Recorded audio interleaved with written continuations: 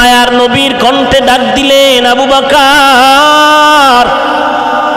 সাথে সাথে 1 সেকেন্ড দেরি নেই জবাব আসলো, লাব্বাইকা ওয়া সা'দাইকা ইয়া রাসূলুল্লাহ, আমি হাজির। মায়ার নবী আশ্চর্য হয়ে গেলেন, আবু বকর গভীর রজনী আপনি কি ঘুমান নাই? আবু বকর চোখের পানি ছেড়ে কান্না করে বলেন, ও মায়ার নবী, বহু আগে আপনি আমাকে কানে কানে বলেছিলেন হিজরতের পথে সঙ্গী হয়ে যাওয়া লাগতে পারে আপনার, এই কথা আমি আজ ভুলি নাই। যতই ব্যস্ত থাকি আমি আবু বকর রাতের বেলা ঘুমাই না, দরজার কিনারায় দাঁড়ায় অপেক্ষা করি মায়ার নবী কখন এসে আমাকে ডাক দিবে। আর আমি যদি ঘুমায় থাকি, সারা না দেই, আমার নবীর উপরে দুশমনের হামলা হবে। এই জন্য আমি নবী আপনাকে মোহাব্বত করে সারা রাত অপেক্ষায় থাকি, একটা সেকেন্ডের জন্য ঘুমাই না। নবী চোখের পানি ছেড়ে দিলেন, এটাও কি সম্ভব? আবু বকর চোখের পানি ছেড়ে বলেন, ও পয়গম্বর, আমি আবু বকর একা ঘুমাই না, শুধু তাই না, আমার ছোট মেয়ে আসমাও ঘুমায় না। মায়ার নবী আসবে, সফরে যাবে, লম্বা সফর, মদিনা বড় লম্বা সফর। মায়ার নবীর ক্ষুধা লাগবে, আমার মেয়ে আসমা নাস্তা বানায় অপেক্ষা করে, মায়ার নবীকে নাস্তা দেওয়ার জন্য ঘুমায় না। নবী কান্না করে, এটাও কি সম্ভব?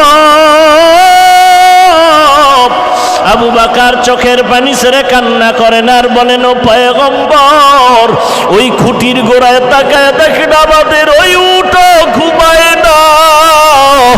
মায়ার নবীর রাস্তার দিয়ে তাকায় থাকি, নবী কখন আসবে?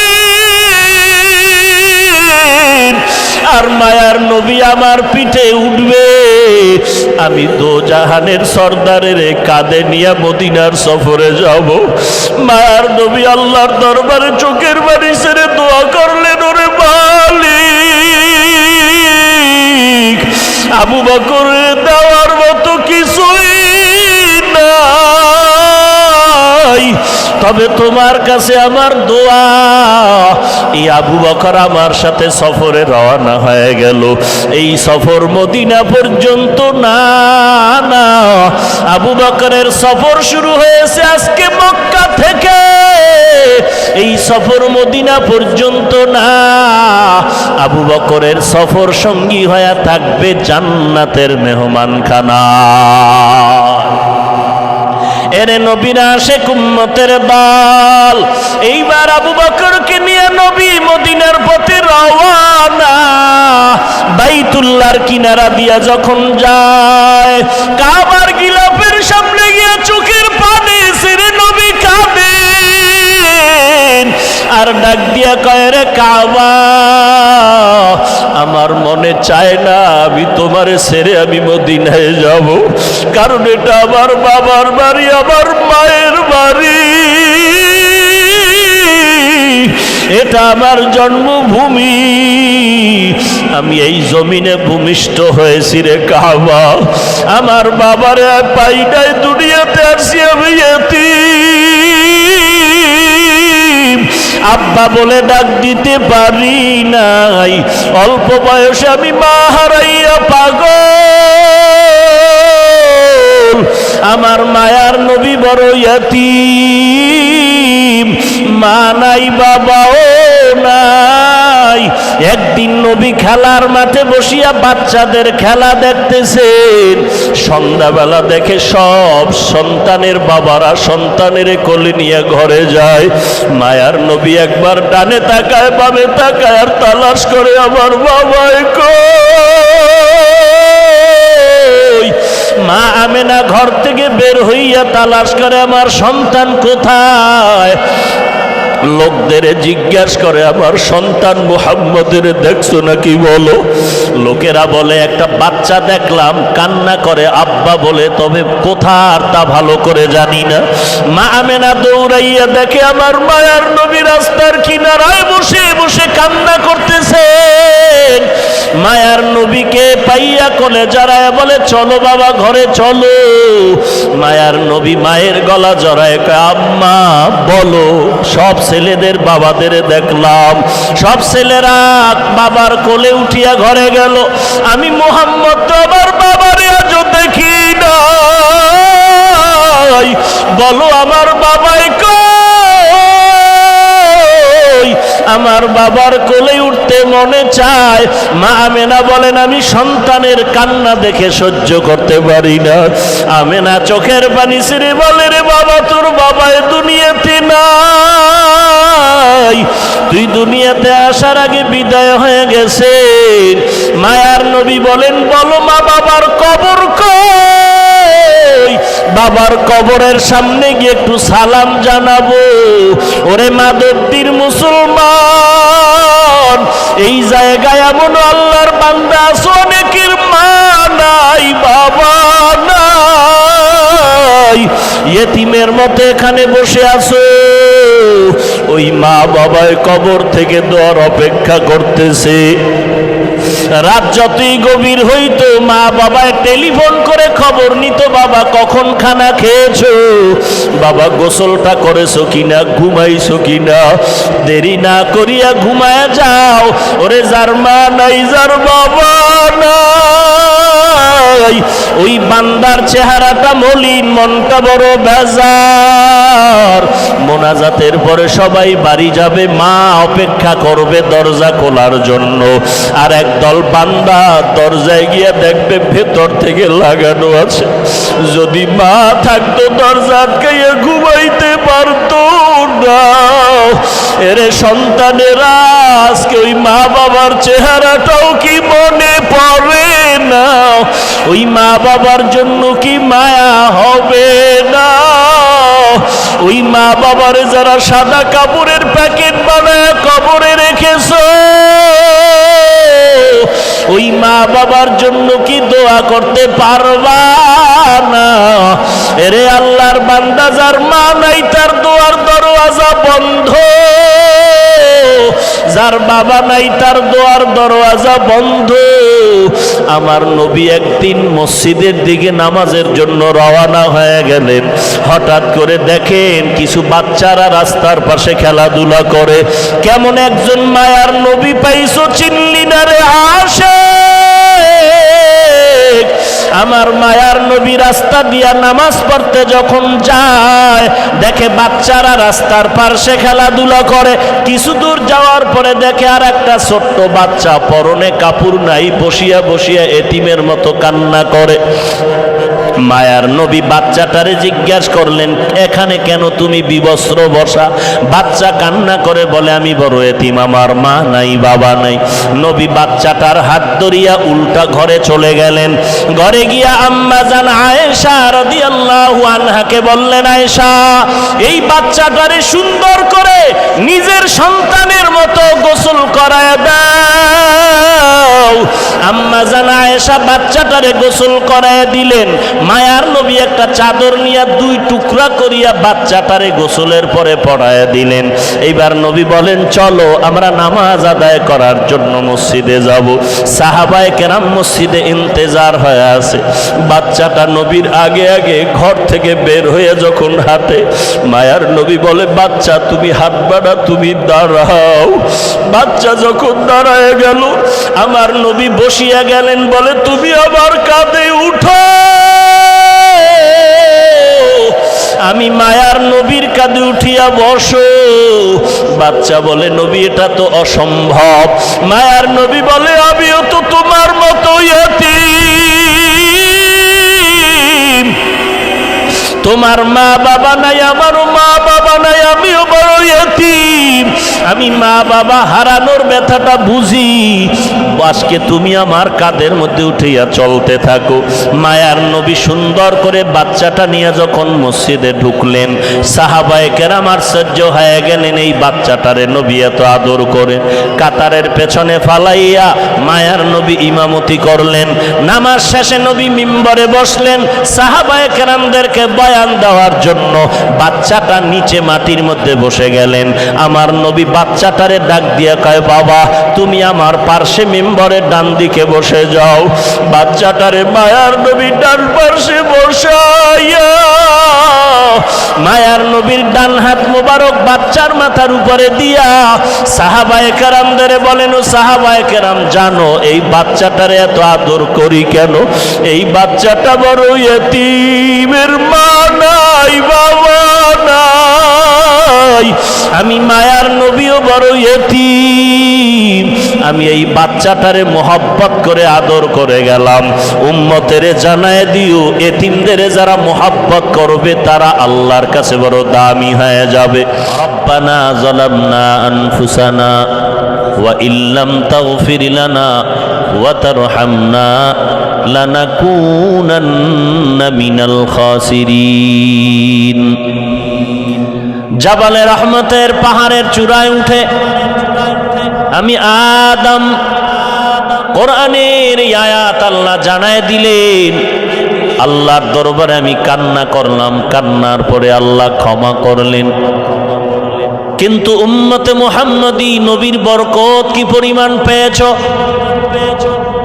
তোমরা জমিনের যেই কোনো জায়গায় অন্যায় অপরাধ করো না কেন, আল্লাহ বলবেন না বাংলাদেশের মানুষ আমেরিকায় গিয়ে ক্ষমা চাইতে হবে, না হয় ক্ষমা হবে না।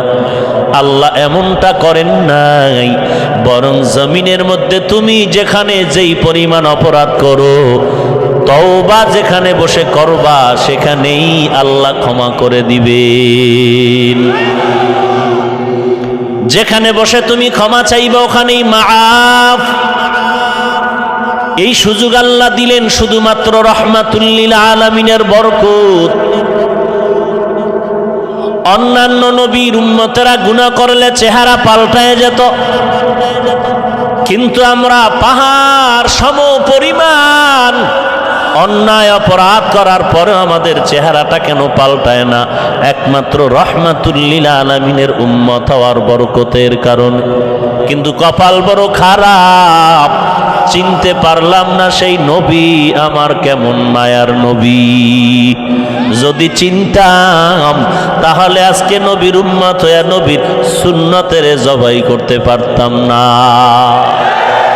हकीकत से तू दुनिया बेखबर है, दुनिया की नुमाइश पर नजर है। नमी गुयम के आज दुनिया जुदा बाश, बहर कारे के बाशी बा खुदा बाश। जिसते दुनिया आज खुदा गाफिल बुदन, मैं खामाशो नखरा हो फरजिंद जन।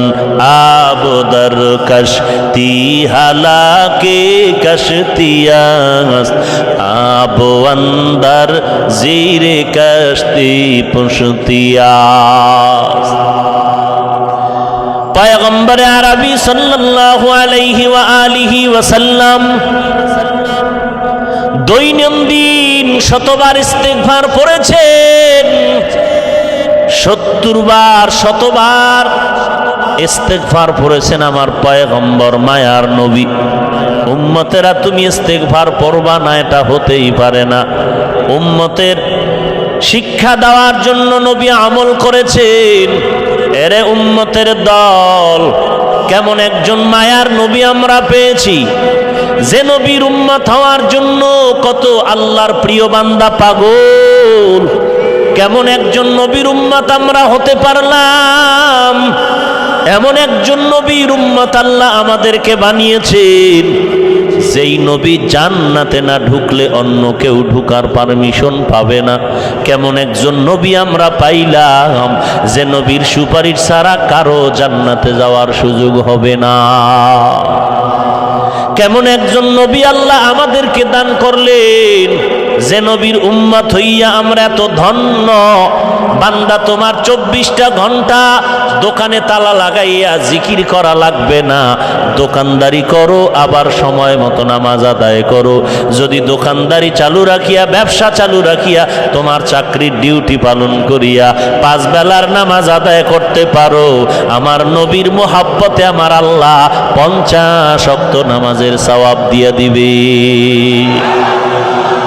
কেমন একজন নবী আল্লাহ আমাদেরকে দান করেছেন, কেমন নবীর উম্মত হয়েছে রে মুমিন।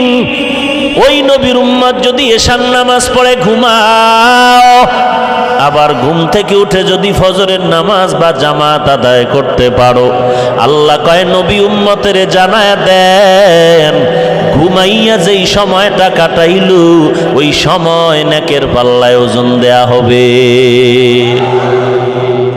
কেমন মায়ার নবী আমার, আজকে সেই নবীর সুন্নত জবাই হয়ে যাইতেছে, উম্মতের কষ্ট লাগে না। ওরে আশেকে রসুলের দল, আমার নবীরে সন্ত্রাসী বলে গালি দেয়, আশেকদের অন্তরে কষ্ট লাগে না।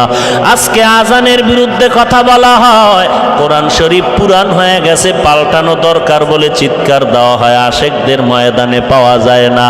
আহমদ শফিরে গালি দেওয়ার পর আল্লাহর বান্দারে প্রশাসন জেলে নিল, আশেকে রসুল তখন কাফন পরে রাস্তায় স্লোগান দেয়, তো যাও সুন্নতে আহমদ কুজা পা মোহাম্মদ কৈবুয়াদ নিসবতুরা হম সুরাতু হম সিরাতে মুস্তফা দর তমামি হালে উকুন ইত্তেবা ইত্তেবায়ে সুন্নতে খৈরুল বশর গিরে লাজিম তাবয়াবি আয়ে পেসার মান আহাব্বা সুন্নতি কৌলে রসুল মজদায়ে কানা মাই হাম কুন কবুল। এরে নবীর উম্মতের দল, যেই নবীকে নিয়ে বেঈমানের সামনে চ্যালেঞ্জের মুখে গর্ব করবি রে উম্মত।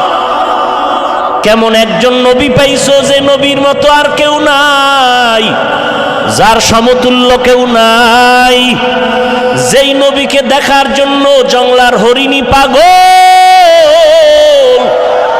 যেই নবীকে দেখার জন্য গর্তের পিপিলিকা পাগল, যেই নবীকে দেখার জন্য গর্তের সাপ পাগল হয়ে আছে।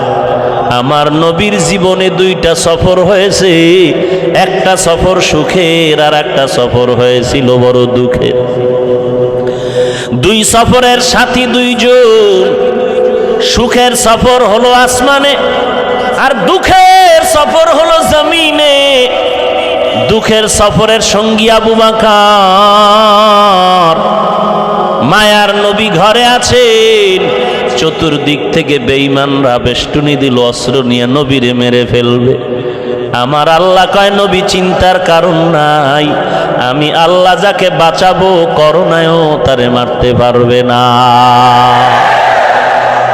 আর আমি আল্লাহ যদি বাঁচাইতে না চাই, মাস্ক পরো আর মুখোশ পরো আর মাথা ঢেকে ঘরের দরজায় দিয়া তালা লাগায় যদি রাখো, আর আমি আল্লাহ যদি তোমারে কবরে নিতে চাই, ওই ঘরের ভেতর থেকে টাইনা কবরে নিয়ে যাব, তোমারে কেউ বাঁচায় রাখতে পারবে না। আর আমি আল্লাহ যদি বাঁচাইতে চাই, তখন আর মাস্ক বুঝি না, গরম বুঝি না, ঘাম বুঝি না, ধাক্কা ধাক্কি বুঝি না, এক কাতারে দাঁড় করাইয়া জোবায়ের আনসারি জানাজা আর হাটহাজারী হজরতের জানাজায় হাজির করাইয়াও সুস্থ রেখেছি। हकीकत से तू दुनिया बेखबर है, दुनिया की नुमाइश पर नजर है।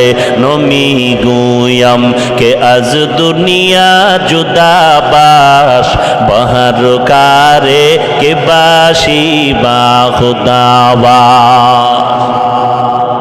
ভাইরা আমার, আমাদের কপাল কত ভালো, এই জন্য আমরা নেয়ামত পেয়ে শুকর আদায় করি না। যদি করতাম তাহলে মুরব্বীদেরকে মাথার মুকুট মনে করে দোয়া করতাম, মোবাইলটা ওপেন করে ফেসবুক খুলিয়া আঙ্গুল দিয়া গুনাহের কাজ করতাম না। এরে নবীর আশেকের দল, এই জমিনে হাটহাজারীর হজরত এমন একজন মুসলমানের পিওর মুরব্বী ছিলেন। দুনিয়ার থেকে চলে যাওয়ার পর উম্মতেরা হতাশ হয়ে গেল, আমাদের এখন কি উপায় হবে, কে আমাদের দিক নির্দেশনা দিবে। কেউ না যেন আবার গোপনে গোপনে বিজয়ের মিছিল পর্যন্ত করতে চায়। আরে উম্মতের চোখের পানি যখন পড়া শুরু হয়ে গেল, আল্লাহ পাক দেশের শীর্ষস্থানীয় উলামায়ে হযরতদের সঠিক পরামর্শের মাধ্যমে এমন একজন মুরব্বী আল্লামা আহমদ শফি রহমাতুল্লাহ আলাইহির স্থানে বসায় দিলেন। ওরে আল্লাহর গোলাম, যেদিকেই তুমি আঙ্গুল দিবা কোনো দিকেই তার যোগ্যতার কোনো কমতি নাই।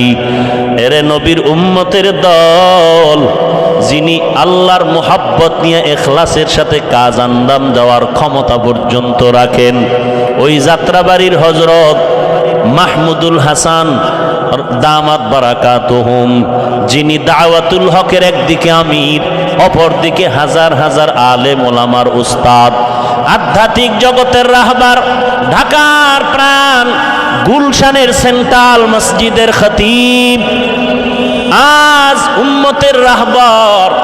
আল্লাহর কাছে দোয়া করা দরকার, হে মালিক আমাদের দেশের সব বড় বড় বড় বড় ওলামায়ে হযরত মুরব্বীদের পরামর্শের মাধ্যমে সিদ্ধান্তে আমরা এমন একজন মুরব্বী পেয়েছি, ও আল্লাহ তুমি তাকে হিম্মত বাড়ায় দাও, ইখলাস বাড়ায় দাও, উম্মতের রাহবরি করার জন্য পুরা কাজ যেন ইখলাসের সাথে ইনসাফের সাথে আঞ্জাম দিতে পারেন, সে তৌফিক তাকেও দান করেন, আমাদেরকেও তার কথা মানার তৌফিক দান করেন।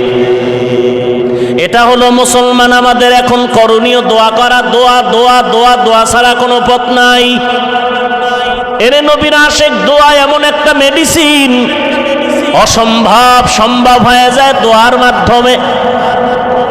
দোয়া এমন একটা মেডিসিন, চোখের পানির এত দাম, বান্দা তুমি হাজার কোটি টাকা আর লোক সমাগম দিয়া যা না পারবা, যায় নামাজ বিছাইয়া ভোর রাতে চোখের পানি দিয়া তার থেকে বেশি আদায় করতে পারবা। قل يا عبادي الذين أسرفوا على أنفسهم لا تقنطوا من رحمة الله إن الله يغفر الذنوب جميعا إنه هو الغفور الرحيم।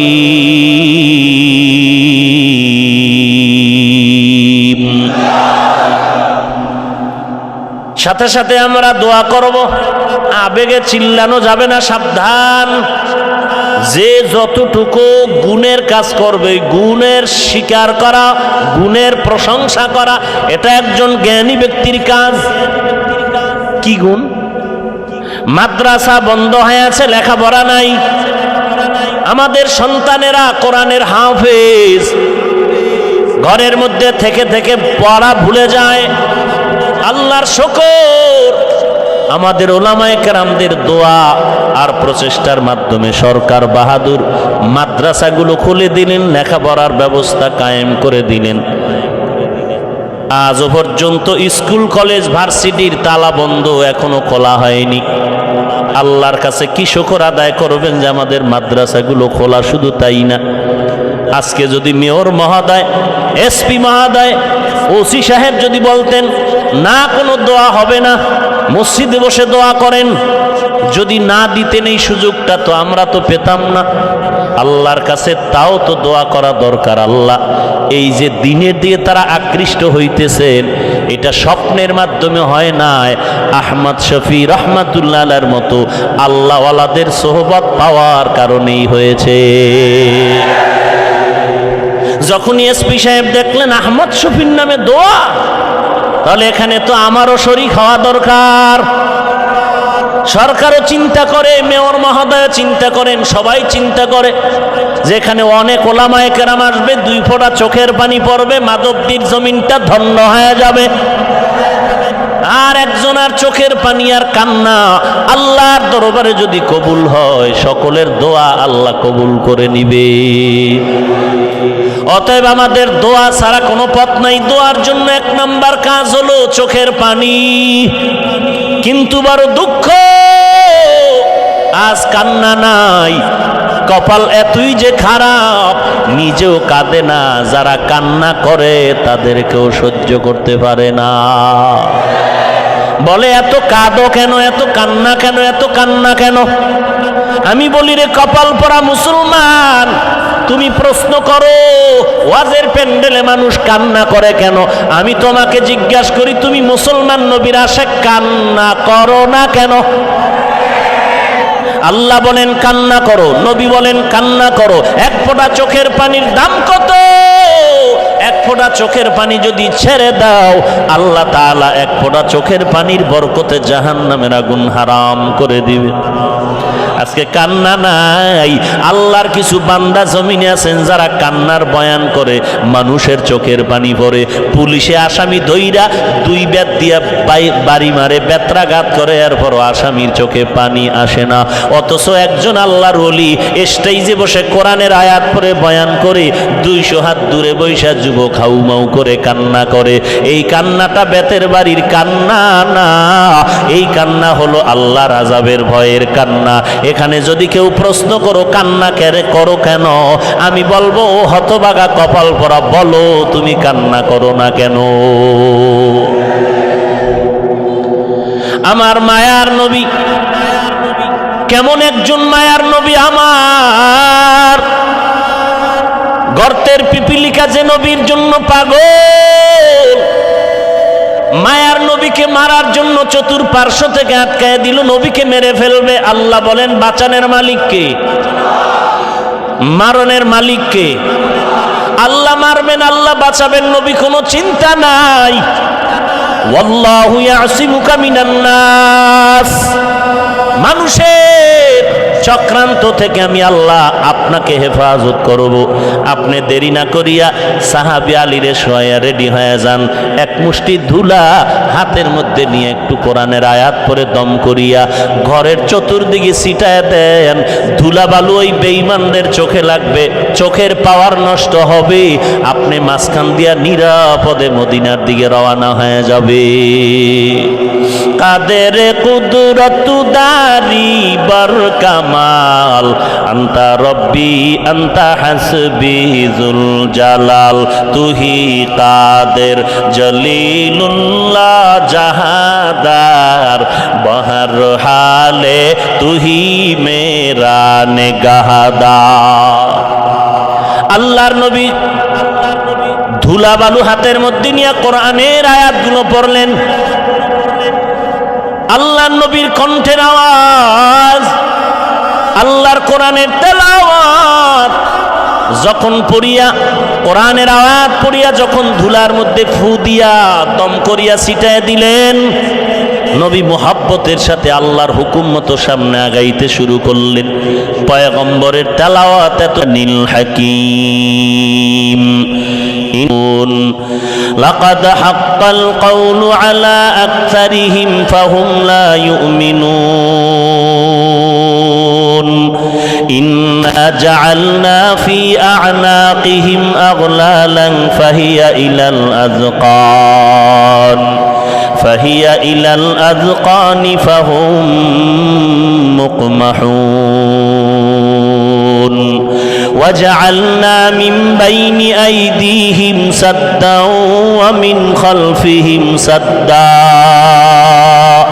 فأغشيناهم فهم لا يبصرون। পয়গম্বর আয়াত পরে দম করলেন আর বালুগুলো যখন ছিটায় দিলেন, সব বেঈমানের চোখের পাওয়ার নষ্ট হয়ে গেল। মায়ার নবী ওখান থেকে আস্তে করে বের হয়ে ডাইরেক্ট আবু বকরের ঘরের দরজায় গিয়ে দাঁড়ায় গেলেন। আস্তে করে মায়ার নবীর কণ্ঠে ডাক দিলেন, আবু বকর। সাথে সাথে 1 সেকেন্ড দেরি নেই, জবাব আসলো, লাব্বাইক ওয়া সা'দাইকা ইয়া রাসূলুল্লাহ, আমি হাজির। মায়ার নবী আশ্চর্য হয়ে গেলেন, আবু বকর গভীর রজনী আপনি কি ঘুমান নাই? আবু বকর চোখের পানি ছেড়ে কান্না করে বলেন, ও মায়ার নবী, বহু আগে আপনি আমাকে কানে কানে বলেছিলেন হিজরতের পথে সঙ্গী হয়ে যাওয়া লাগতে পারে আপনার, এই কথা আমি আজ ভুলি নাই। যতই ব্যস্ত থাকি আমি আবু বকর রাতের বেলা ঘুমাই না, দরজার কিনারায় দাঁড়ায় অপেক্ষা করি মায়ার নবী কখন এসে আমাকে ডাক দিবে। আর আমি যদি ঘুমায় থাকি, সারা না দেই, আমার নবীর উপরে দুশমনের হামলা হবে। এই জন্য আমি নবী আপনাকে মোহাব্বত করে সারা রাত অপেক্ষায় থাকি, একটা সেকেন্ডের জন্য ঘুমাই না। নবী চোখের পানি ছেড়ে দিলেন, এটাও কি সম্ভব? আবু বকর চোখের পানি ছেড়ে বলেন, ও পয়গম্বর, আমি আবু বকর একা ঘুমাই না, শুধু তাই না, আমার ছোট মেয়ে আসমাও ঘুমায় না। মায়ার নবী আসবে, সফরে যাবে, লম্বা সফর, মদিনা বড় লম্বা সফর। মায়ার নবীর ক্ষুধা লাগবে, আমার মেয়ে আসমা নাস্তা বানায় অপেক্ষা করে। মায়ার নবীকে নাস্তা দেওয়ার জন্য ঘুমায় না, নবী কান্না করে, এটাও কি সম্ভব? আবু বকর চোখের পানি ছেড়ে কান্না করেন আর বলেন, ও পয়গম্বর, ওই খুঁটির গোড়ায় তাকায় দেখেন আমাদের ওই উটও ঘুমায় না। মায়ার নবীর রাস্তার দিয়ে তাকায় থাকি, নবী কখন আসবে? আর মায়ার নবী আমার পিঠে উঠবে, আমি দোজাহানের সর্দারের কাঁধে নিয়ে মদিনার সফরে যাব। মায়ার নবী আল্লাহর দরবারে চোখের পানি ছেড়ে দোয়া করলেন, ওরে মালিক,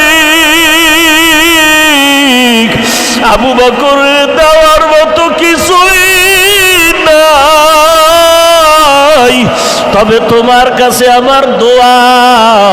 এই আবু বকর আমার সাথে সফরে রওনা হয়ে গেল। এই সফর মদিনা পর্যন্ত না, না, আবু বকরের সফর শুরু হয়েছে আজকে মক্কা থেকে। এই সফর মদিনা পর্যন্ত না, আবু বকরের সফর সঙ্গী হয়ে থাকবে জান্নাতের মেহমানখানা। এরে নবীরা আশেক উম্মতের দল, এইবার আবু বকরকে নিয়ে নবী মদিনার পথে রওয়ানা। বাইতুল্লাহর কিনারা দিয়া যখন যায়, কাবার গিলাফের সামনে গিয়ে চোখের পানি ছেড়ে নবী কাঁদেন আর ডাক দিয়া কয়, রে কাবা, আমার মনে চায় না আমি তোমারে ছেড়ে আমি মদিনায় যাব, কারণ এটা আমার বাবার বাড়ি, আমার মায়ের বাড়ি, এটা আমার জন্মভূমি, আমি এই জমিনে ভূমিষ্ঠ হয়েছি রে কাবা, আমার বাবার পাই নাই, দুনিয়াতে আসছি আমি এতিম, আব্বা বলে ডাক দিতে পারি নাই, অল্প বয়সে আমি মা হারাইয়া পাগল, আমার মায়ার নবী বড় ইয়াতীম, মা নাই বাবাও নাই। একদিন নবী খেলার মাঠে বসিয়া বাচ্চাদের খেলা দেখতেছেন, সন্ধ্যাবেলা দেখে সব সন্তানের বাবারা সন্তানের কোলে নিয়ে ঘরে যায়। মায়ার নবী একবার ডানে তাকায়, বামে তাকায় আর তালাশ করে, আমার বাবাই কই? মা আমেনা ঘর থেকে বের হইয়া তালাশ করে, আমার সন্তান কোথায়? লোকদের জিজ্ঞাসা করে, আমার সন্তান মুহাম্মদের দেখছো নাকি বলো? লোকেরা বলে একটা বাচ্চা দেখলাম, কান্না করে আব্বা বলে, তবে কোথার তা ভালো করে জানি না। মা আমেনা দৌড়াইয়া দেখে আমার মায়ার নবী রাস্তার কিনারায় বসে বসে কান্না করতেছেন। মায়ার নবীকে পাইয়া কোলে জড়ায় বলে, চলো বাবা ঘরে চলো। মায়ার নবী মায়ের গলা জড়ায় কয়, আম্মা বলো। সব ছেলেদের বাবাদের দেখলাম, সব ছেলেরা বাবার কোলে উঠিয়া ঘরে গেল, আমি মুহাম্মদ তো আমার বাবারে আজও দেখি নাই, বলো আমার বাবাই কই? আমার বাবার কোলে উঠতে মনে চায়। মা আমেনা বলেন, আমি সন্তানের কান্না দেখে সহ্য করতে পারি না।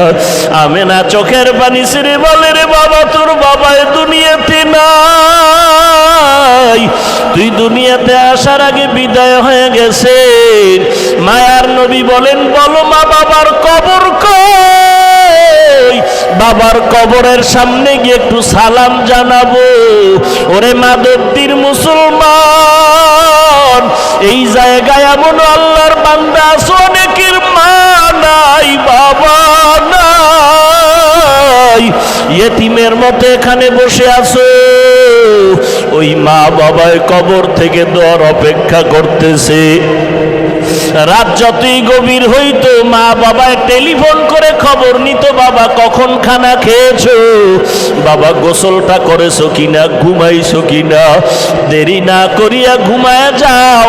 ওরে যার মা নাই, যার বাবা নাই, ওই বান্দার চেহারাটা মলিন, মনটা বড় বেজার। মোনাজাতের পরে সবাই বাড়ি যাবে, মা অপেক্ষা করবে দরজা খোলার জন্য। আর একদল বান্দা দরজায় গিয়ে দেখবে ভেতর থেকে লাগানো আছে। যদি মা থাকতো দরজা আটকাইয়া ঘুমাইতে পারতো না। এরে সন্তানেরা, আজকে ওই মা বাবার চেহারাটাও কি মনে পড়ে না? ওই মা বাবার জন্য কি মায়া হবে না? ওই মা বাবারে যারা সাদা কাপড়ের প্যাকেট বানায় কবরে রেখেছো,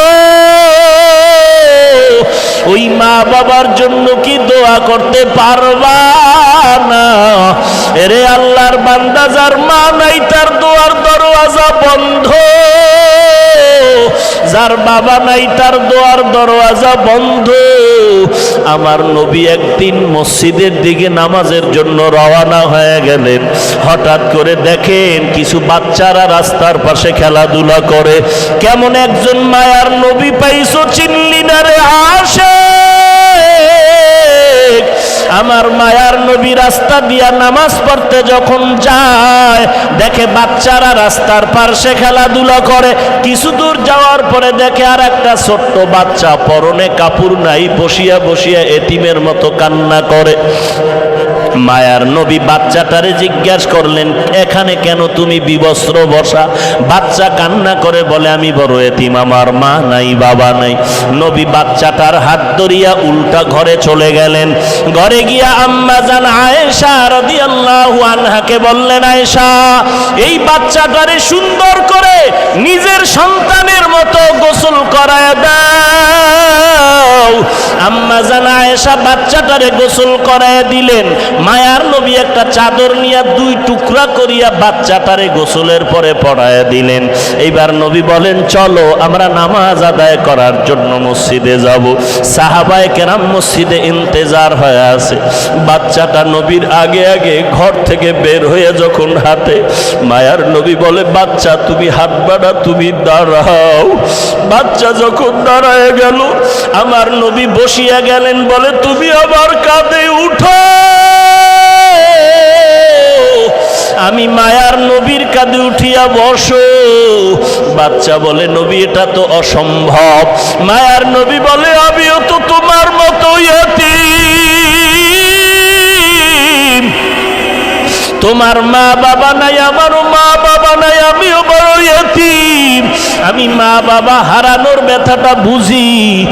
আজকে তুমি আমার কাঁধের মধ্যে উঠিয়া চলতে থাকো।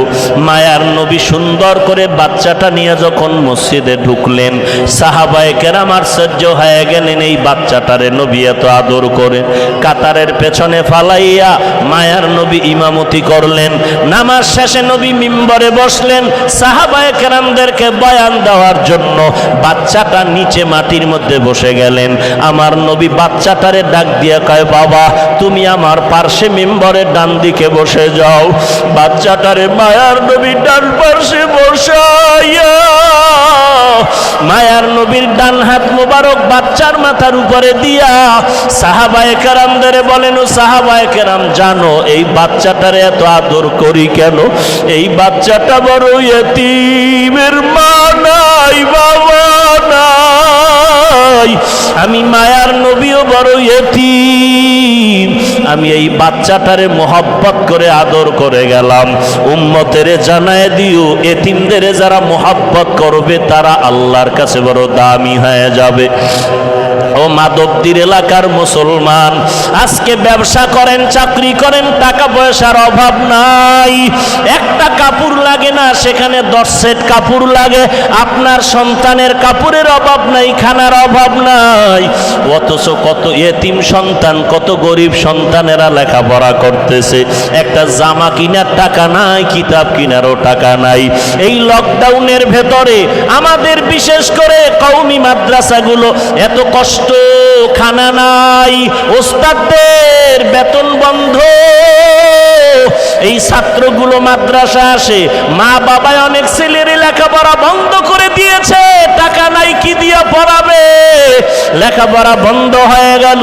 ও মুসলমান নবীর উম্মত, টাকা নিয়ে কবরে যেতে পারবা না, বাড়ি গাড়ি পড়ে থাকবে, 3টা সাদা কাপড়ের প্যাকেট হইয়া কবরে যাওয়া লাগবে। ওই কবরে যখন সবাইকে শোয়া রাখবে, আমাকেও যেই প্রশ্ন করা হবে, আপনাকেও একই প্রশ্ন করা হবে। একই প্রশ্ন, রবের পরিচয় দাও, ধর্মের পরিচয় দাও, রাহমাতুল লিল আলামিনের পরিচয় দাও। আপনাকেও যখন প্রশ্ন করা হবে, আমাকেও করা হবে।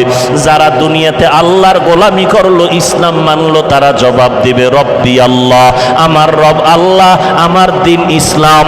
মুহাম্মদের দেখে বলবে ইনি হলেন আমার মায়ার সেই নবী, যেই নবীরে দা দেখিয়া টুপি পরলাম, দাড়ি রাখলাম, লম্বা জামা পরলাম। কত মানুষ টুপিওয়ালা বলে গালি দিয়েছে, টুপি ফালাই নাই। কত মানুষ দাড়িওয়ালা বলে গালি দিয়েছে, তারপরও দাড়ি ফালাই নাই। এই তো আমার সেই মায়ার নবী।